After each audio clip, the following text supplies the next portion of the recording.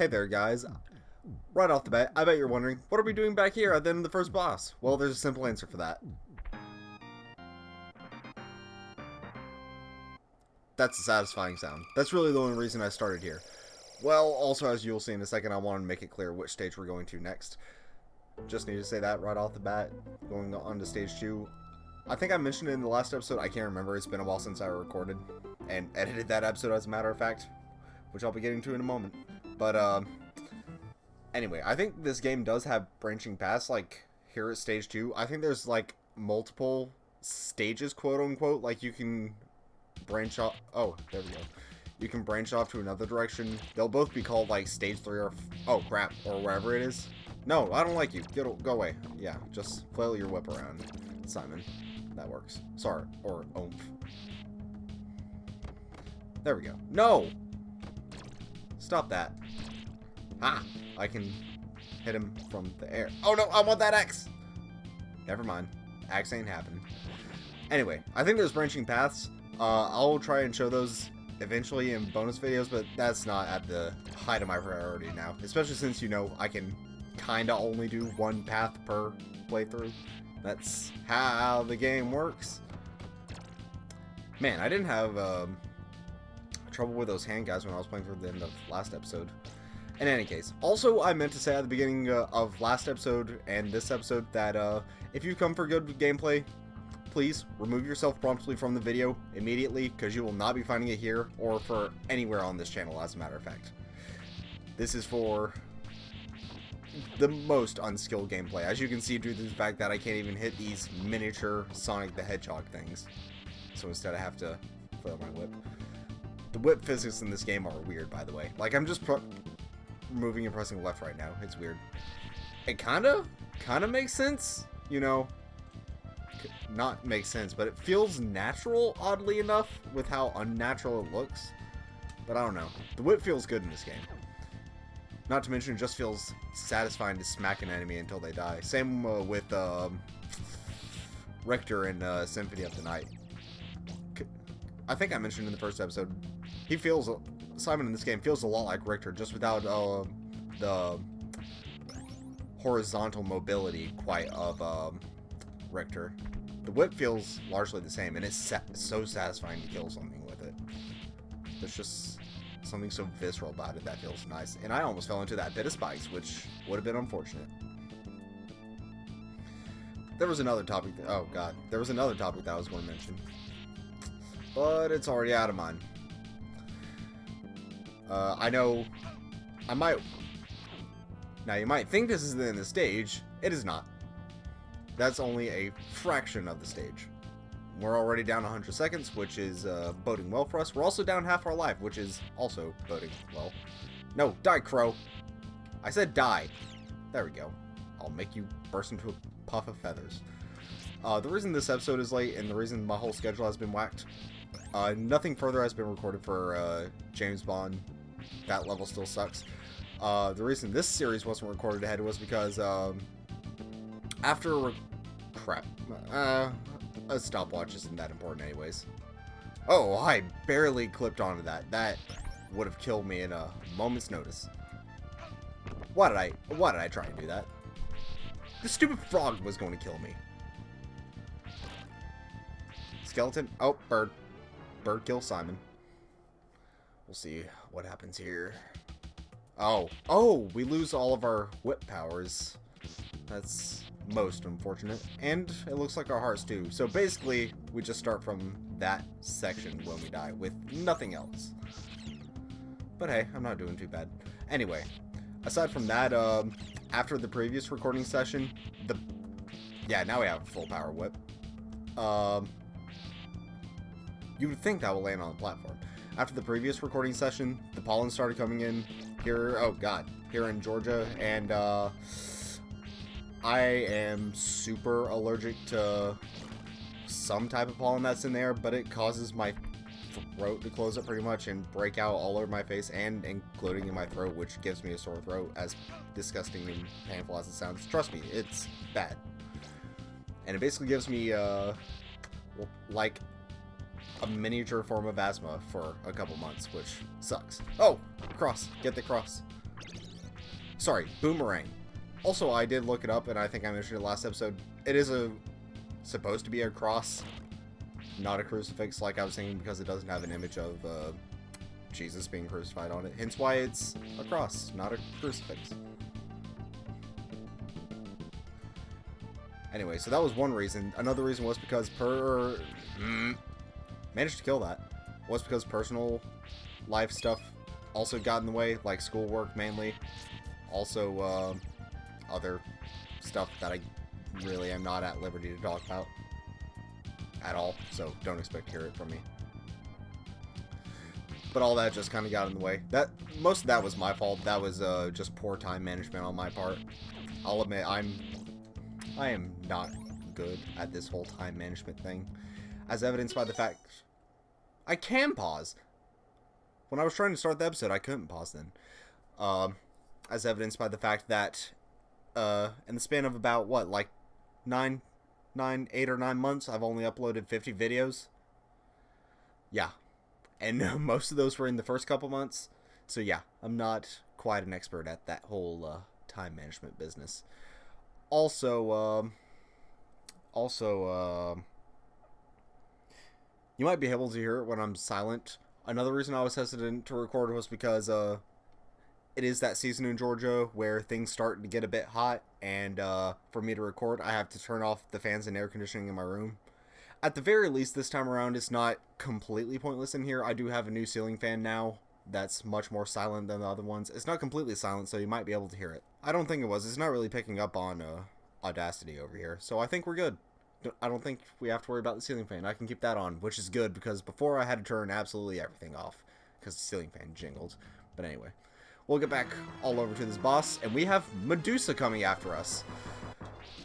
And yes, she does happen to be without a shirt. I'm not sure why they went with that. Oh, crap, she's going to kill me. Huh. That was not good on my part. Anyway, I'll mention what I was talking about, wrap up what I was talking about here before, as I'm trying to get back over there. Yeah, for some reason, they have Medusa in this game. They actually have her in a lot of Castlevania games. Not sure why. She doesn't really fit into any part of medieval mythos, or like classical mythos. More like classical mythos, which is, you know, where she comes from. That stupid frog, you make me look bad. That Greco-Roman mythology. That's where she comes from. I don't know why she's here. Maybe because she's like a traditional monster, and the first Castlevania was based on B-horror movies. Hence why they had not a mummy and not Frankenstein as separate bosses in there. And Medusa, I think, like I was saying. Also, I do not know why they decided to make her topless. Or why so many forms of media try to make her at least have a somewhat provocative appearance. I know Shin Megami Tensei 4 also does that, where she is in a provocative outfit. Also, yeah, I'm not doing too swell at this. But I don't know why. Keep the cross! Yeah. I don't know why they decided to do that. Also, something I need to mention, I mentioned last episode, the rosary weapon, which, that whip movement, that's a little silly looking. I mentioned the rosary weapon, which disintegrates all the enemies on the screen, and it comes up as a random drop. I should mention, and I'll probably put it up, in the manual, it doesn't even have a name. It's technically nameless in this game. Oh, here we are. Speaking of which, I don't know why they let you see Medusa's bare breasts.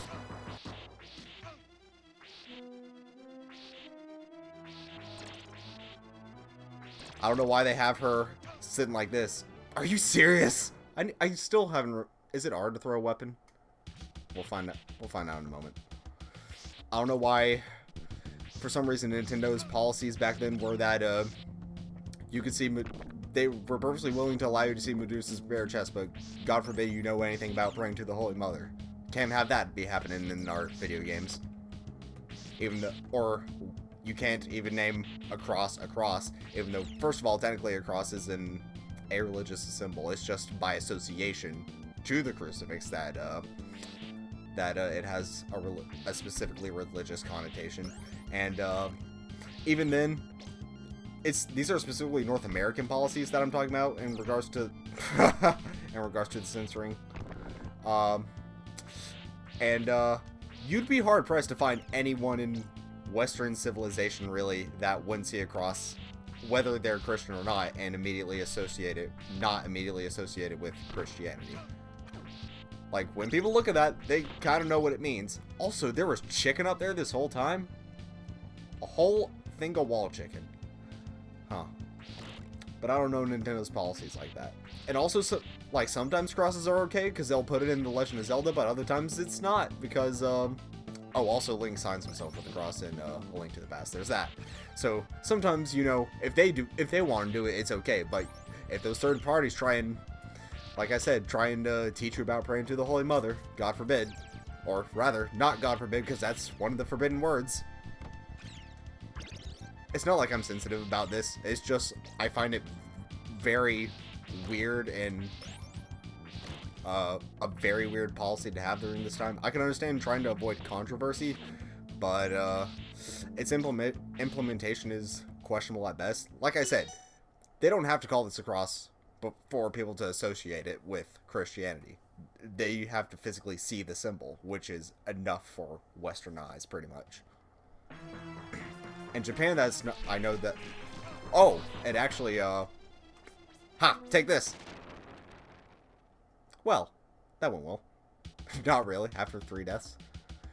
Surprisingly effective, I just couldn't remember how to throw. Oh, the level's technically not done, so we have flying zombie hands. Yeah, I forgot there's more to this level after Medusa. She's not the boss, is she? Huh. Also, I'm not pressing anything. Simon's just moving along on his own. Crap. I did not want that. But, reiterating myself, what are those things? Reiterating myself a lot, I don't know the policy, I just find it a very weirdly implemented policy that they had back then.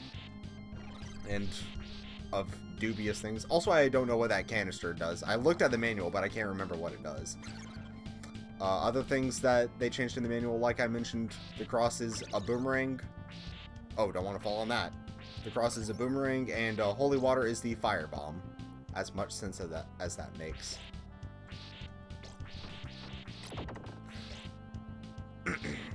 Also, I do believe, sorry for the voice crack there.